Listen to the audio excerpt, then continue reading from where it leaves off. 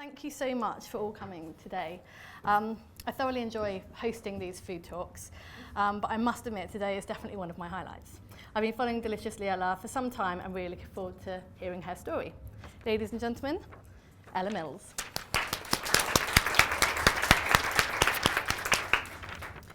So thank you for coming in today. Can you please start by telling us a bit about how you came up with Delicious Ella and why? First of all, hi everyone. Thank you so much for coming today. I'm honoured to be in your offices. So Deliciously Ella, it's a long story and I will keep it really nice and short for you guys, but I started it really accidentally back in 2012. In 2011, I was at university and I got really unwell, and I spent about 4 months in and out of hospital, and I was diagnosed with a condition called postural tachycardia syndrome, which is quite a mouthful, and it affects your autonomic nervous system, and that affected my ability to control my heart rate, immune system, blood pressure, digestion, and lots of other things. And so I spent most of the following year in bed, taking steroids and all kinds of other medication, and unfortunately it didn't really work very well for me, and I still wasn't able to kind of maintain normal bodily functions, and which meant I couldn't really do anything, and so I really struggled with the physical side of that, but I really struggled with the mental side of that and the kind of isolation of it, and had quite bad depression. And I really hit my personal rock bottom, and I realized that, to be honest, I was taking all this medication and I was relying on everybody else to try and help me, and I wasn't really doing much to help myself. And so I started Googling, as you do, as you guys do, and I came across lots of people who'd used diet and lifestyle as ways of managing all kinds of different illnesses and conditions, and I was really interested in that. And I thought that that was worth a try, but I had kind of a couple of major issues, which was that I had no idea how to cook, and I had no idea what healthy food was, so my grand plan was not going to be executed very well. And then kind of the third thing being the fact that I was really struggling kind of with any kind of motivation or really interest in life in general. And so I decided what I would do is I'd kind of put these things together, and I would start writing a blog, because then I could channel some of my time into that rather than watching the Kardashians and all the other good stuff on repeat. And I could learn how to do food photography, and I could learn how to use a camera, and I could learn all about editing pictures, and then also using a blog, writing a blog. And at the same time, I would learn how to cook, and I'd learn how to put these meals together. And the WordPress site needed a name, and my name is Ella, and I was about as unimaginative as to think that hopefully the food would be delicious, and that's Deliciously Ella. And people ask me all the time where the name came from, and I always want to come up with like a really clever, genius reply, and I'm just like, no. 10 seconds of lack of thought actually created it. And so I started writing, and to be honest, I was super skeptical when I started, and I had this image that kind of healthy food all meant iceberg lettuce and grated carrots and cucumbers, and that's kind of my worst nightmare food, actually still is. And I didn't want it to be that, and so I started writing, and I started creating, and I started playing around in the kitchen, experimenting, and I really, really enjoyed it.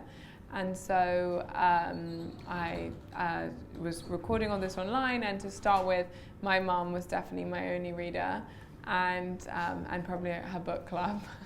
and then it started to grow, and it grew really slowly. In the first 6 months, I had 100,000 hits, but in the second 6 months, I had 900,000. That was really interesting because I'd never tried to do anything with it, and that was like really organic growth through friends of friends. And there was a map, and you could see where people were reading it from, and there, it was no longer kind of UK, America, and the sort of the rest of Europe. It was suddenly all these places like in the middle of the Pacific. I knew no one in my mum's book club was there, so it couldn't just be them refreshing it. And and so there were really people engaging with it, and I was really enjoying it, and it was starting to really, really help me. So I decided that I would take it further, and I started doing social media, which was also great for, on a personal level, just inspiring me to keep cooking. And I think there's always such a link between anything being sustainable and it being enjoyable. And the more I was doing and trying new things and getting better at it, the more I enjoyed it and the more sustainable it became.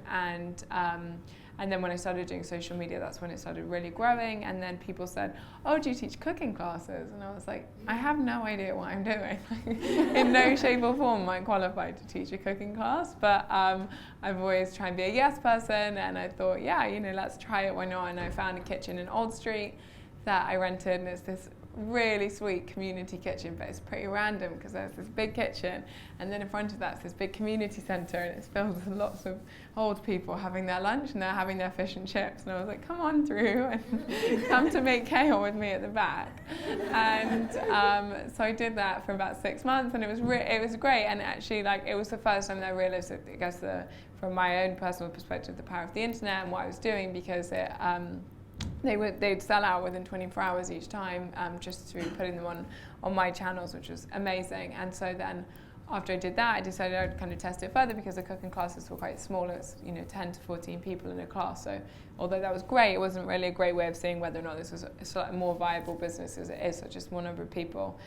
So I decided that I would do an app next, because I felt that whilst blogs are great and it's been an amazing place for me to start, but they're quite annoying. If you want to make dinner, you don't want to have to scroll through 30 pages of something to find your idea.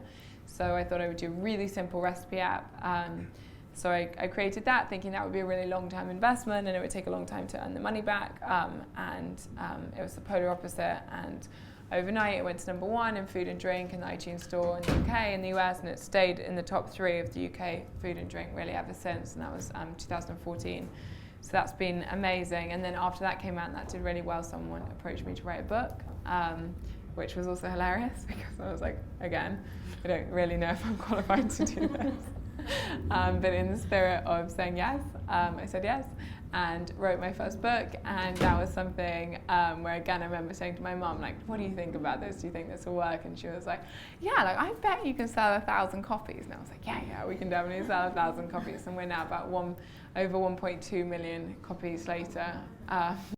So proud that we slightly exceeded her expectations, and we've done 20 languages, and it's been a New York Times bestseller, and since done 2 other #1 best-selling cookbooks. But I met my husband a couple of months after the book came out, and it was one of those things that it was amazing and it took off overnight, and that was incredible, but it kind of had gone from being a small niche thing that I was doing at my parents' kitchen on my term, on my schedule, and suddenly it was kind of out there and the press are talking about you and people start talking about you rather than to you. And from a personal perspective, that was quite a strange thing. I'd also really struggled with self-esteem and self-confidence and everything while I was sick, and I'm not sure I was completely really in the right place for all this to necessarily be happening, and I was quite overwhelmed by it. And although it was really exciting and the opportunities were amazing, I was quite anxious about it all. And I met Matt, who's my husband and our business partner as well, and we started talking about it, and then we started working. This is the longest answer to your question. That's okay, that's fine.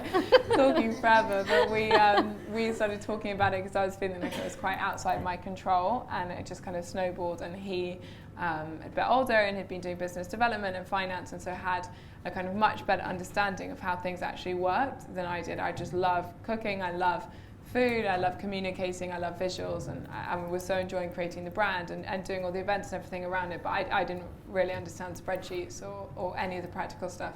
And so Matt and I started working together, and he really kind of drove the business development forward, and I stayed working really on the creative side and the brand side. And that's been amazing, and we decided we'd take it further and see whether or not we could take what was so successful online and make it work kind of on something a little bit more tangible. So we opened our first deli site in December 2015, so just over a year ago. And that was hilarious. Again, that was a real experiment, and just we wanted to take the cheapest rent that we could find in London that was kind of vaguely accessible. It's on a small street called Seymour Place, which is, we always say Marylebone, it's really not, it's Edgware Road, it's like prime Shishaville.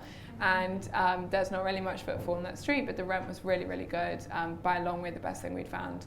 And it's, it's like a 7-minute walk from Selfridges, it's a 3-minute walk from Marble Arch, so it's a good location, but it just doesn't have a huge amount of footfall. And neither of us had ever run anything like this before in our life, and we didn't have the money at that point to hire any managers who knew better than we did. And so we opened it, and in 4 days we had like 80-yard queues out the door, and we were like, go away. We don't know what to do with you. But it was amazing. And so for the first kind of 2 months we were in there, we had a system where I would do the tills. And so you'd come in and I could talk to you and like learn a little bit more about you and what you wanted and what you're interested in, what you thought of the food. And Matt was the cleaner, and he cleaned everyone's plates, and so he could find out what your thoughts were after you'd had it. And although it was a completely insane couple of months, because at the same time I was finishing my book and then started promotion for my next book and starting book tour and doing loads of events, but then we were also like managers, we were doing everything, and after 3.5 weeks our chef quit because she said she wanted to move to Barcelona and she didn't want to be a chef anymore. And I was like, Matt was really sick with flu, and I was just standing on the street outside just watching all these people queuing up, being like, you're joking. So then we started hiring people, and that's when things changed, and that was really amazing. And but it's a small site, so we really quickly started finding our next site, which we opened mid last year, and then we'll open our next site in a couple of weeks' time. So the second one was on Wayhouse Street, which is just where Crossrail's going behind Bond Street Tube, and then the third site's in Herne Hill in South London, and that's it really on the site front. That's kind of what we want to use as our marketing suite, as places where people can come in, they can feel the brand, they can touch the brand. But where we're really scaling is in products. So we launched our first product, which is our energy balls, which was the most popular recipe on the blog and had been in the delis, and we launched that last August. And we were really lucky to have the platform that we did, and people were really receptive to it. And so we've gone into 2,500 stores already within our first 6 months. So we're in places like Starbucks, as well as Waitrose, Sainsbury's, Holland & Barrett, W.H. Smith's, Ocado, and then places like Selfridges and Fortnum and Mason's. So, and then we've got 2 more recipes that we're adding to that line next week, and then a whole new range that sits outside of snacking coming in August. So that's the longest answer to your question. Wow! But that's how Deliciously Ella came about and what it is now. You've been busy. Yeah. So going back to your diet, before you changed it to more of a plant-based diet, what were you eating before? To be honest, I didn't really think much about it before. It was just something, I'd always enjoyed food, and if you said to me, oh, do you want to come to this delicious restaurant, I've made you this delicious thing, I'd be really appreciative and really enjoy it, but it wasn't something that I really would think of outside of that. And I ate anything and everything, but I also never really connected what you ate and impact on how you feel and your energy levels and things like that. And so, yeah, when people would be like, oh, you are what you eat, and I was like, well, I eat a lot of gummy bears, and all that. So I don't know, I never really believed it. And then as I started reading and learning and understanding more about kind of how the human body works, and then all about kind of the different compositions of different foods and the reasons why it would make sense to eat things like broccoli, I started to have an appreciation for it, and that's really where my interest came. So it was a really big change, and also as a student when I changed it. And so, although my mum gets so upset because I do interviews and they're like, so did you eat really badly beforehand? And I'll be like, yeah, it wasn't great. And she'll read it and be like, I just sound like the worst mother ever.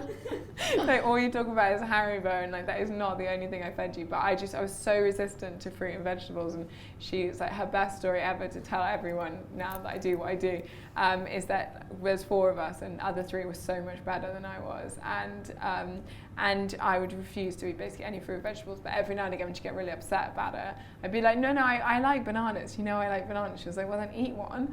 So I would chop it up and I'd just slice it really, really thinly, and I'd make concentric circles on a big plate, and then I'd do eeny, meeny, miny, mo, but it wouldn't be like eeny, meeny, miny, mo, I will eat you. It was eeny, meeny, miny, mo, I will not eat you.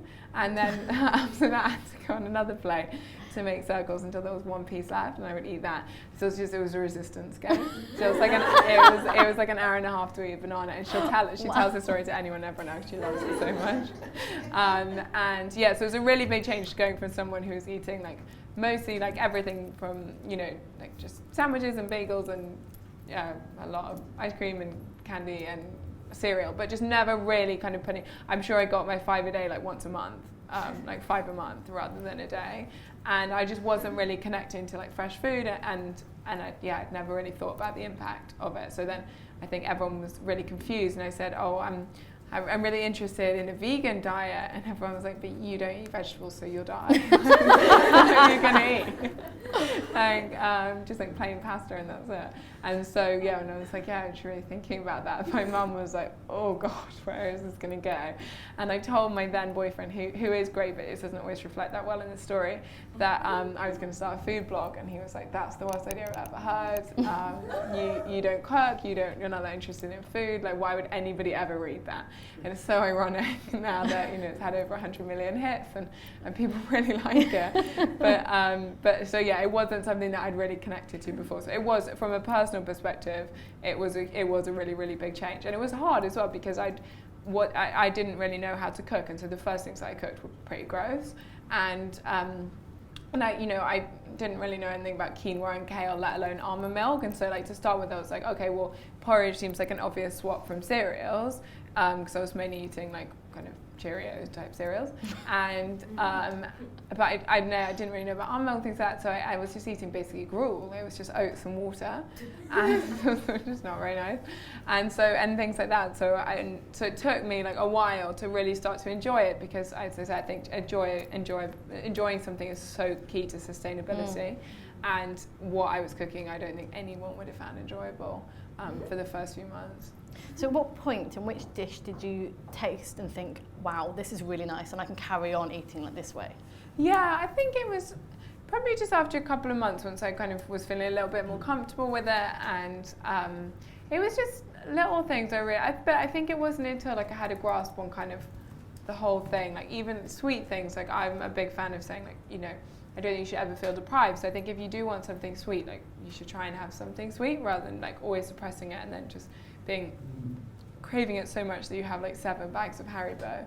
And so, but I didn't really know how to do that. Like I didn't love fruit, and I'd never come across things like dates before, and so I just hadn't really put it 2 and 2 together. But once I started doing that and I started learning to make things like the energy balls and stuff like that, that made a really big difference, because then if I wanted something sweet, I could have something sweet, and that just kind of changed the whole enjoyability factor of everything. And so, as well as your diet, what else were you changing with your lifestyle?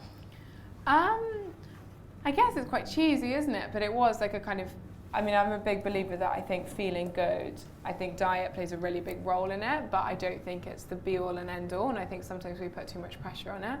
And I think feeling good comes from kind of every aspect of your life, from managing, things like exercise, and by exercise I don't necessarily mean going to like a boot camp, but just like moving and walking and kind of getting outside, and managing stress levels and sleep, and relationships both with yourself and with the people around you, and I think just kind of generally creating a more positive space around you makes such a big difference. And so I guess I tried to kind of shape and focus on all those different aspects of my life.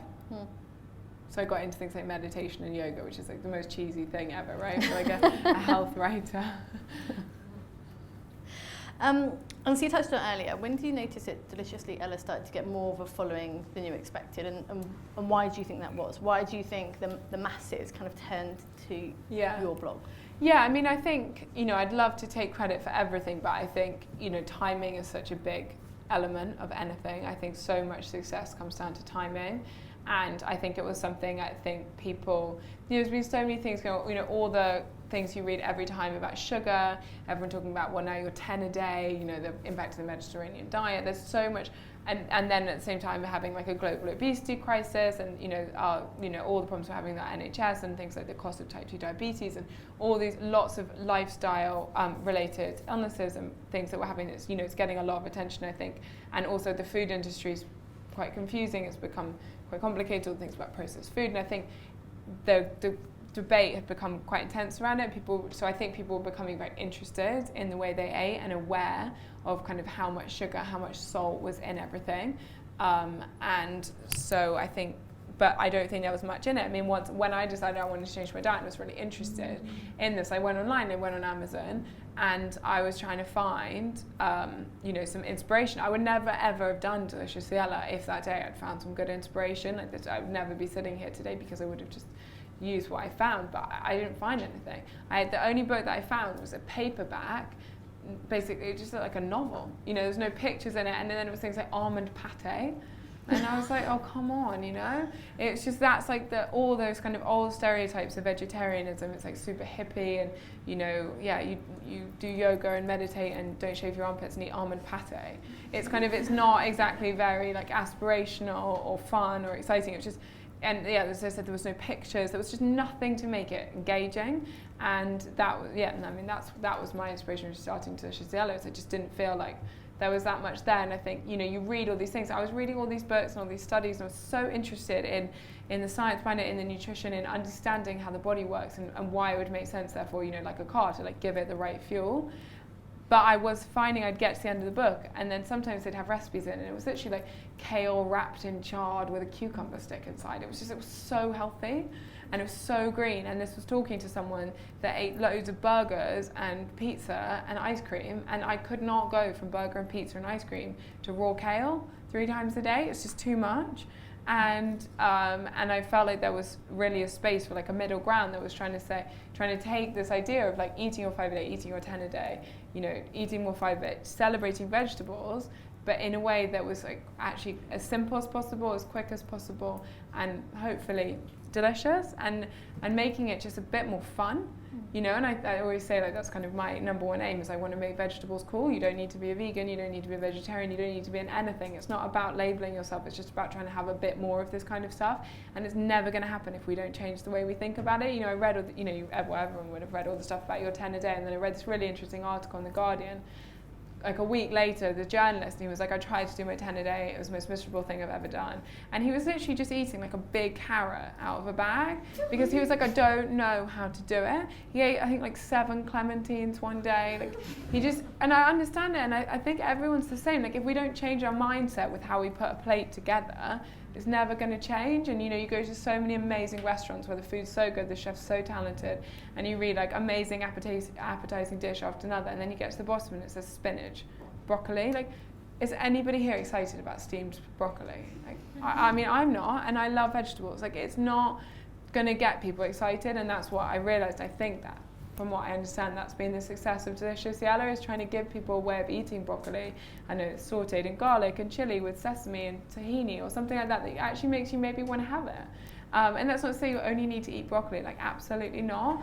But if you're ever going to include it in your diet in a kind of sustainable way, as I said, it's got to switch and it's got to be enjoyable. And I think there was such a lack of that around. And I think that's been the success of it. And I think the story helped. Like, I've always tried to be as open and honest as I could be with anybody and everyone about kind of my own journey and why I got interested in this. And I think that helps, because sometimes, again, you read things and you're like, oh, I could never do that, you know, because it feels like these people have been doing it forever and it's quite intimidating. And like, I was really a Haribo person, and I think, you know, it's that idea of like, oh, if you can do it, I can do it. So you're going to come up with a vegan version of Haribo then? No, I think there's enough people doing things like that already. So then, what are your tips on being an entrepreneur and growing a business? You know, the best piece of advice anybody ever gave me, which I really resonated with me, was to be an optimist, which always seems like probably a silly answer to obviously such a big question, which obviously does involve important things like your cash flow and things like that. But actually, I think that, you know, when you're starting something out, there's just going to be 3,000 problems, and you're going to be really small compared to everybody else. I mean, we're a really small business, we're a small team, we have a small budget, and then we're dealing with big businesses with big budgets and big teams who don't always care about the small businesses, although people, you know, claim they do. And how do you go out and how, you know, and even not take out the big stakeholders, like how do you go and compete with a company that's already been trading for 12 years? And they do now have a bit of a marketing budget, and people do know how they are. And I think being an optimist is so important, because you've got to always think that you can find a solution. Like, I think you have to be a bit naive and a bit crazy in lots of ways, because if someone had sat me down and said, like, let me just list you maybe like the 12 biggest problems you're going to have in the next year, I would have been like, okay, I'm not going to do this. I'm going to keep writing my blog, because that is so much easier, you know, and I'll do collaborations with this and I'll do that, and maybe I'll license my name, but I'm not doing it myself. But actually, having done it, I wouldn't do it any other way. But it's so scary, and there's so many different things to deal with. And yeah, even things like, as I said, like, you know, after 3.5 weeks of trading, We still don't, just even beginning to find our feet. And then the chef's like, no, I'm moving to Barcelona. I don't really want to do this anymore. And you have to be like, right, okay. Not going to have a mental breakdown. I'm just going to try and find a solution. And there's just been so many things like that. Like the day before we were meant to leave for our wedding, and I had to go on my book tour in America, and then we were going to our wedding. So I was basically not really here for a month. And that same chef who was tricky was leaving. And she just couldn't be bothered, and for the last couple of days, and so she got to the point that she literally sent, like, there was a third of the food we were meant to have for that day, and there was one dessert. We normally had 8, and someone had misread the recipe, and instead of it being oats, it was coconut chips, and they picked up the desserts in 3 layers, and the bottom layer just went on the floor. And I was like, right, so we've got a Saturday, which is our busiest day of trading. We really need these numbers because we're about to pay our deposit for our second site, and we have no food. And we have no dessert because the only dessert at the bottom just falls off. And you just have to find a way to like be so positive and so creative about it. And I think, we've gone from a team of 44 people to 60 people in 18 months. And like that comes with so many growing pains. Like, we're trying to find an office at the moment. We've been outbid 3 times. Even when we've got into legal, someone comes and they just have that bit more money. And we're like, we need an office. Our lease is up in 3 weeks. We don't have a space. But we're small. Like, we can't afford to be like, we'll give you that extra £15,000. We don't have it. And so I think just trying to be like, always have a smile and always be like, there's a solution, rather than get sucked into the problem. Because as soon as you get sucked into the problem, you're going to have 5 other problems in the same day, even if they're minor ones, they're still problems. And so trying to just be optimistic and always feeling like there's an answer, I think. And that's been number one. And then I think the second one is people, and like recognizing where your strengths are and where they're not. I mean, I'm so young when I started my business, and the first person to acknowledge that. And as much as like I feel like I know Deliciously better than anybody, and therefore I think I know our audience better than everybody, and like that is a big audience, and I think I have a good understanding of the space, and I love creating the brand and the communication and everything. I've never worked in an FMCG business before. Like I don't know it. And Matt had worked in finance, and he'd worked in business development, and he'd done lots of other things, but neither had he. And so actually going out and to hire, so we went and hired this amazing guy called Dan, who was the head of innovation at Innocent Drinks, and he came to be the MD of that side of our business, and that was the best decision we've ever made. And it's quite scary because you're bringing someone in, and I've done it all on my own up until this point, and I was like, wait, what? Now you tell me what to do? That's strange. It's my name, it's my face, but actually like it's the best thing we could have ever done, because he has experience and understanding and knowledge that we can't even begin to pretend that we have. And like, we've now been doing this 18 months. That can't compare to like 15 years of experience. And so I think trying to take as much of a step back and get the best people that you can get. And I think that makes a world of difference, because, Matt always says, which people always laugh at, but I think it's trying to be the dumbest person in the room. Like, surround yourself with the best people that you can learn from and that you can get better from, and that can help you be the better version of you, and therefore your company be the better version of of your company, rather than kind of saying like, no, this is my thing, and like really holding on to it.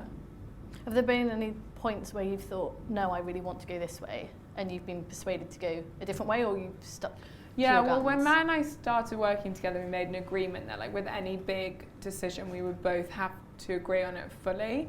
And if one person didn't 100% agree, then we wouldn't do it. So we've had a couple of moments with things like that, especially with finding different sites. And we were going to open a site in a big department store, and then Matt changed his mind about an hour before we meant to sign.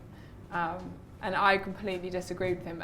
In retrospect, he was right, and I was definitely not. And actually having a partner in that sense is great, because I think sometimes it helps give you a new perspective on things. But yeah, and actually, honestly, like on a personal, like there was a big ego thing, because obviously I'd done it on my own for a while, and I was like, this is my thing, this is my name, this is my face. And so to take a step back and let other people have their opinions that can override yours was quite a strange kind of, the first couple of months of that was quite strange. It was quite an adjustment for me, but it's definitely made everything that we do so much better. And do you have to take a step back when you get home and say, right, okay, that's the business side, this is now our relationship, and kind of not, or do you still talk about business over dinner? It's the only thing we talk about. Oh, really? If we have business, like watch this space, I don't know what's going to happen with the relationship. No. I don't know, it's one of those things, like, I feel every now and again you just get an opportunity, and we've done a lot in the last year, and I think more than like a lot of people who have a lot more experience than we do have been like, you're doing too much, it's not a good idea. But it just, it's so rare in life that you get to, we're really lucky people want to work with us now. We get invited to do amazing things. And I just think we're mad to say no. I don't think and also when Mae and I first started really taking it further into the products, into the sites and things like that, Delicious Yellow was doing really well. Sure, like it was the fastest selling debut cookbook ever, and we were growing really, really quickly, and people were talking about us, and we were in this magazine and that's great. But that gets quite boring after a while, and if we hadn't have kind of developed it further, I don't think Delicious Yellow would still be doing as well as it was today. I'm not sure I'd necessarily be sitting here with you guys. And so actually, again, it was one of those things of being like, here's the opportunity. If we want to take it further, like, we've just got to do it. And if we don't do it now, someone else will. And the cards were kind of all in our favour to do it. And so it was just a kind of moment of running with it. And I think we said quite early on that we weren't going to, I really respect everyone who does do it, but we were like, we're going to give up on the concept of a work-life balance for the next couple of years and just like say it's work-life integration. Like, I love what I do, Matt loves what he does, like we love our company and we put everything into it. Like our house is mortgaged against it, we've borrowed everything we could from our parents, like, every penny both of us has earned is in the business. Like, if we go bust, we're completely screwed. And our parents are normally very unhappy. So, everything's in it. And I think we just said, it's one of those things you just got to take the opportunity, and like, if it doesn't work, and it's just come above everything. And that's weird, because obviously your social life is like very much on the back foot. Not sure last time I saw really many friends. But it's just what it is, and like, it's so fun, it's so exciting. And how many times in life are you ever going to get an opportunity where you can hire 60 people in 12 months? Like, we're so young, and like, to be able to start a business like that, and to have Starbucks take a meeting with you and say, we're going to stock your products when they're not even on the shelf yet, like, it's so incredible. And I think we both felt like we would be mad to not run with it. I'm going to ask one more question, and then I'm going to hand over to you guys, sorry. So what's been the highlight? So many things. Honestly, I think our teams are, like, for me, is the highlight. Like, they're amazing. And I feel like I've learned so much from the people that we work with over the last year, and like, it's been the most amazing learning experience for me, and like, being able, I find it really inspiring. So on a personal level, that's probably it. On a professional thing, in terms of what we've done, I think going into Starbucks was a real highlight, although people then said that we were selling out and were a bit upset online for a little bit. But, to be able to take a kind of healthy thing and be able to make it that mainstream is amazing, and something that I think we as a company were really, really proud of, and not many people get the opportunity to do that. And so to have that was kind of a real testament to how far the company has come, and like what we'd created. So that was incredible. And then I think the other one was we did Wilderness Festival last summer with the deli, and we did this big pop-up deli, and I think we weren't really sure how it would go, and we did 1.5 metric tons of food in 36 hours. Wow. It was really intense. That was but it was amazing. It was so cool, and like, to have done that much food, and people would come and be like, why is there no avocado toast? And we're like, we've done 50 kilos of avocado toast in 3 hours. We did not see that coming. It's a very small 10. And that was really amazing, again, just because I think it's sometimes you have those moments where you realize like how well something's doing, and when you get so in the like nitty gritty of it, sometimes you get a bit like snowed under with the problems, implementation in this store, or development with this, or complication with this, or building work delays or something. But actually, like, when you stand there and you see like queues that don't stop for 12 hours, and getting through that much food from something that's not even a third of this size of this room in 36 hours, like that many people wanting it, it was just, it was amazing. So that was, I really, Alan, who's our chef, who's the most amazing man, I was like, please don't quit, just keep going. And then we got to the end, he was like, I need to go home, and I was like, yep. Thank you. But that was amazing. Fantastic. Right, I'm just going to grab some microphones, and I'll pass these out to everybody. So who would like to ask some questions? Wonderful. Thank you. Hi, just a quick question in terms of how much it's affected your health from having an illness and sort of helping it through food. It seems that I hear lots of different conditions and how much food helps people, but you get given medication when you go to the doctors. Have you tried to do anything down that route in terms of changing the perception on, from the health side? Yeah, it's a great question. I mean, no is the kind of short answer, but just more of an answer to that is so tricky. It's a very emotional, kind of complicated topic for people, and I think also everybody is different, and it's really hard to prove science behind a lot of this. A lot of it is just anecdotal, and anecdotes aren't enough. Unfortunately. So it's really, really tricky. But so at the moment, my interest is just trying to give people the tools that if they are interested, that they may actually do it and they'll enjoy it and therefore hopefully keep doing it. And I get emails and notes from people every day, and it's made such a big impact in their life for various different reasons. I meet people all the time, but as I said, that's always anecdotal. I think it's one of those things that will be interesting to see how we go, because I think more and more there's people who are very interested in this and who see real success with it, but then there's more and more people who are very resistant to anything that kind of changes the status quo or that's a little bit controversial. And so I think there's a bit of a kind of head-to-head that I'm sure we're going to have maybe in a decade's time, where there are a lot of people who really want to push forward in, I guess, a slightly more holistic sense. That's not to doctors are the most amazing people on the planet. If I'm in a car accident, I don't want a nutritionist. But I do think there's an element of working together that we miss out so much of the time, and it's so often just not noted. It's the two are made so separate. I mean, I took medication, for 3 years until I felt like I was strong enough to come off it, and that was 100% the right thing for me to keep doing, rather than me being oh, I'm not going to take it, I'm just going to eat kale. I wasn't in a position for that to be enough. But then, I think it's going to be interesting to see how it plays out, because I do think there are more and more people who feel very, very passionate about both sides of the argument. But I think that it will change as people do so. But I think that's also about education or more open collaboration between the side of nutrition and kind of conventional medicine, because at the moment they're so separate. And so there either needs to be more education in terms of doctor training, where that includes more nutrition, or patients need to have much easier access to experts and people in that field who can assist them side by side. Hi, so my first question is, you've hired 60 people in the last 12 months. Are you still hiring? Less, much slower now. That was that was almost all within 6 months. So now I think, we're opening another site, and then we're doing a big 2-month pop-up in Liverpool Street. So we'll hire quite a few people around that, and we'll expand our kitchen quite a lot, and we're doing a lot more catering and events and things like that. So that's quite a big growth in that area. But I think within the kind of office team, there'll probably be about another 8 to 10 people that we've earmarked that we want to hire over the next kind of 3 to 6 months. It won't keep growing at that rate, but I think probably by the end of the year, we'll probably be just over 80. Okay. Interesting.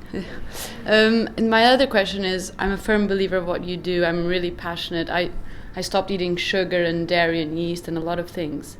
But what I feel is socially, I feel high maintenance, going to a restaurant with friends, and it's does this have this or this? And it sort of stops me from wanting to go. I sort of feel like eating at home and then going to see my friends, oh no, I've already eaten, play it cool.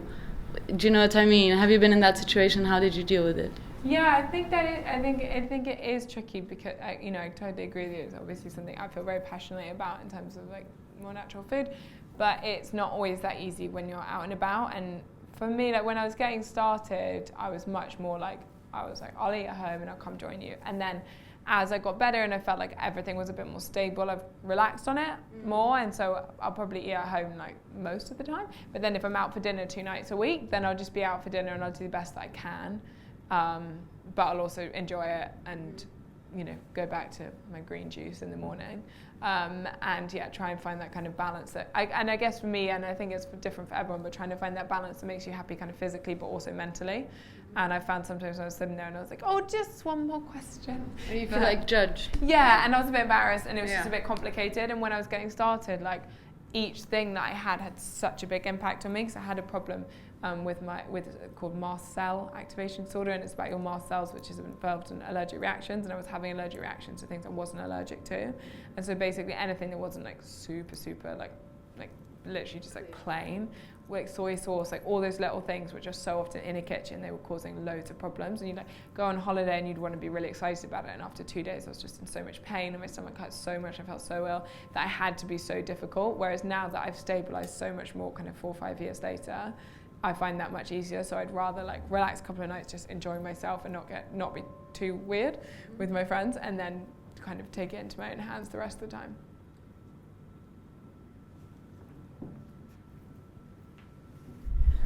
Hi, thank you very much for your talk. I follow your Instagram page and I really, really love it. And I noticed that sometimes you post like yoga photos of like headstands and things like that. So I was wondering, has exercise played a role in your recovery, and to what extent do you think your lifestyle and food diet sort of impacts your well-being and exercise routine? Thanks. Yeah, so it's kind of what I said earlier, like I think that everything's really connected, and I think feeling good comes from a whole mix of different things, and I think exercise is important. When I was getting better, my doctor was doing a study, and he did a 9-month exercise program with lots of different of his patients, and I did it, and that was really amazing. And it started off literally 2 minutes on one of those reclined bikes, and I slept for like 3 hours afterwards, and then each week you'd go up by a minute or so, and then after 3 months we went onto a normal bike rather than a recline bike, and then after another 3 months or 6 months from the beginning we went onto a cross trainer and built up from that. And by the end of the 9 months it was 45 minutes slow, but like 45 minutes on a cross trainer, and that was really important, I think, for my recovery. Now I find exercise plays a big role mentally for me, just because I find there's a lot going on, and like managing stress, I find exercise is my best way of doing it, just because I feel like it's the easiest way to kind of offload quite a lot and just like be quiet for an hour or so, no phone, no email or anything, and the rest of the time I find that quite impossible. And I notice the weeks where I don't exercise that I go a little bit crazy, just like a tiny bit. Well, first of all, thank you for your books and your Instagram. I love them, and I made the mistake of giving my mom the book for Christmas, and now she constantly WhatsApps me pictures of protein balls, and I'm like, I get it, you can cook.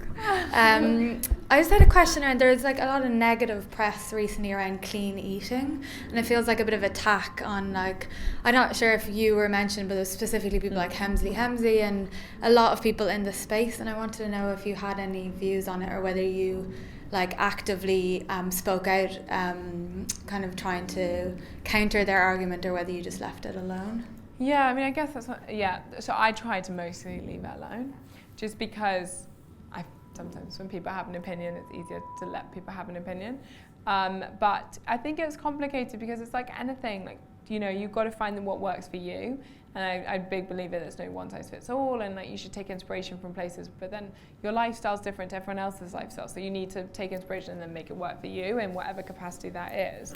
And no, like nothing should be taken to an extreme, but it's tricky because like just because you find an interesting way to eat broccoli doesn't mean you should only ever eat broccoli again. Likewise, like a great baking book, like you should not only eat cake. And it's just kind of, it's quite complicated, and I think the thing with that debate is it kind of misses that, but also, I mean, from my perspective, like sometimes someone will say to me like, so do you never have anything else? And I'm like, yeah, sure, like sometimes I'll be out for dinner and I'll try this and I'll try that, but that's not what Delicious Yellow is about. Delicious Yellow is trying to give people a way of eating like broccoli and cauliflower and chickpeas to be excited about them. No one needs another way to be excited about a burger. Like, everyone's done it. Like, no one needs another way to be excited about chocolate cake. It's done. Like, everyone already eats chocolate cake and cookies and chips and burgers and pizza and pasta, and they're cool and they're socially acceptable, and there's 1,001 restaurants serving them and 3 trillion cookbooks dealing with them. no one needs me to share like a picture of a bite of this that I had. It's not relevant. And what I think is frustrating is that's what I'm trying to do, and I think that's what lots of other people you mentioned are trying to do. It's trying to give people a way of eating these foods. Like, it's a kind of, to me, it's a ridiculous concept to print in newspapers that you should eat your 10 a day and yet not change anything, because nobody is going to even get close to doing that if restaurant menus don't change, if education doesn't change, like if the way that we think about food doesn't change. And it's like really ironic to me to print all this stuff about how much it's going to lessen your chances of getting this disease and this disease and this disease, and yet give nobody the tools to actually implement what you're saying. And that to me is what's frustrating. Like, I do believe everyone does what they want, and like, I'm not, I don't think you should ever feel guilty for what you do. And like, if you want to go and enjoy a burger and pizza on a Friday night, go ahead. But you should also eat more broccoli.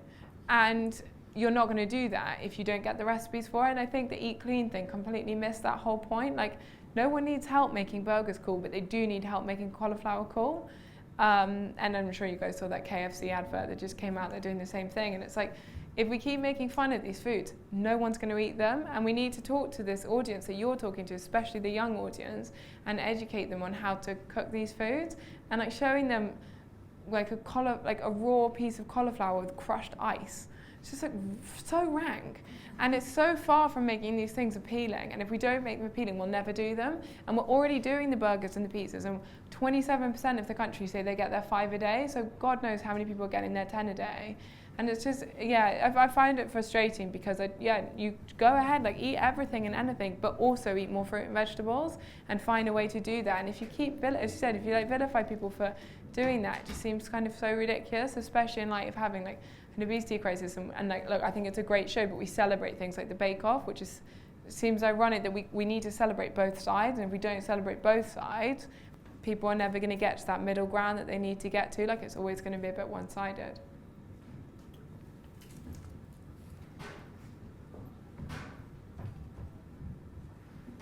It's great to see you be so passionate about healthy food.